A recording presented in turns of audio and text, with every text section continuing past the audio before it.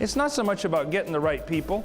It's about getting the people right. Now, I've read all the business books you've read in the last 10 years, and I'm a huge believer in hiring the very best people you can get.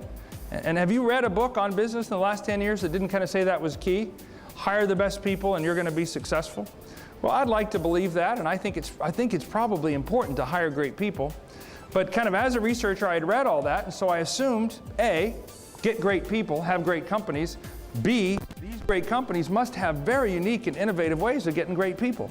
So one of my first interviews was with Polaris Industries in Minnesota, and I sat down with an executive and I said, sir, you've built a wonderful company here, Polaris Industries, an amazing track record of performance.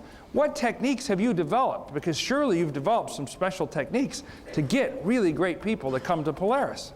And he looked at me like I was from Mars. And I said, well, maybe he didn't understand the question, so I repeated. He said, no, I understood your question. But he says, have you ever been to Roseau, Minnesota?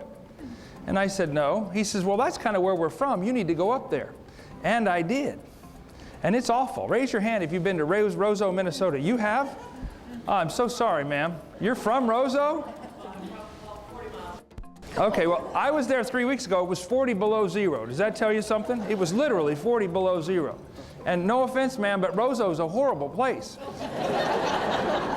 It's right up on the border of the U.S. and Canada, right up against the U.S.-Canada border. It is cold as it can get, and they're about, it's a small little town in the middle of nowhere.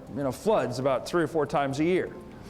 And so he said, Keith, he says, you got to understand that Roseau, we were in Roseau most of our life, and it wasn't easy to get people to move from nice places to Roseau, Minnesota.